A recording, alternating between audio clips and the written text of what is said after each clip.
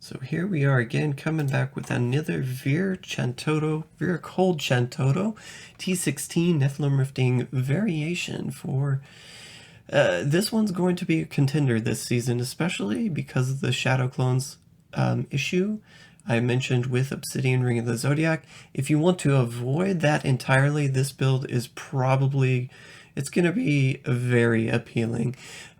So the appeal with this variation is going to be the quick teleports that you can get from the Cosmic Strand. So normally when you just place the wormhole rune on your teleport and you go into Archon, Archon will not assume the wormhole rune. However, for some weird weird quirk, when you place Cosmic Strand, worn or cubed, and you go into Archon, Archon gains the double jump effect of the wormhole rune. So the benefit here is you're saving a GCD even on your Archon, which already teleports really quickly. This is going to be very huge for traversing the map extremely quickly. So whereas our Zodiac and Echoing Fury and Aetherwalker variation, that one is pretty balanced. Like it can traverse the map fairly quickly and do very well against dense rifts especially. This one favors more rifts that are less dense. It goes based on the assumption that you're going to get basically bad levels. And this is where this build actually shines, traversing those bad levels, making up the time in that situation. Running the In-Geom bonus instead of Aetherwalker to reduce our cooldown on Archon by killing elite packs. Remember now that you have to kill the entire elite pack if it's a yellow pack, blue pack, or a goblin will also proc this bonus, which is kind of nifty when you run into like a single goblin. You can just kill that one goblin and tango on, right? Also, as mentioned, we're getting the Halo of Carini bonus this season. Interestingly enough, because this particular variation is reducing our cooldown and getting our instant teleport, or reducing the cooldown of our Archon teleport using the In-Geom bonus, we can slot a different ring. You don't necessarily have to have the Zodiac bonus, so we're running Stone of Jordan here.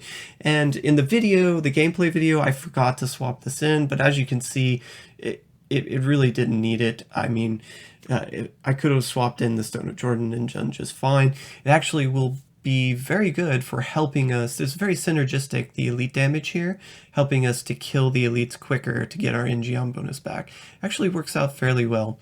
And yeah, it might be a little bit hard to find this particular item with cooldown, because of course you're going to want a lot of cooldown with this build anyway, but it's very nice, quick moving variation. Hard to master, I will say, the mobility, the double jump in Archon. You're just moving so fast that sometimes you'll like mess up and hit a wall or whatever without realizing it, but it's a lot of fun to play.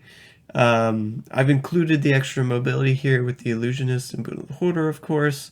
Yeah, there's not much else to say here, except that it might be, compared to not having the Echoing Fury, a little bit longer time. So whereas this one can travel fast and does very well, it does fairly well against dense rifts, very well against lower density rifts, it might have a little bit more trouble ramping up, a little bit more time required to ramp up at the beginning of the rift. That's because our base attack speed here is still rather low. I mean, we've got attack speed on the weapon, we still have the stretch time I've included to help us, but aside from that, we really don't have a lot. So maybe at higher paragons, you can do something like run quad glove and put extra attack speed on your gloves. That's an option.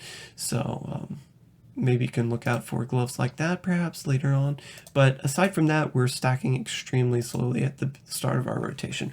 So we're spending a little bit extra time at the start, but generally it will clear very quickly. Anyways, I'm excited to try this one out in season. I hope you are too. And thank you, before we go, to all of our viewers. Credit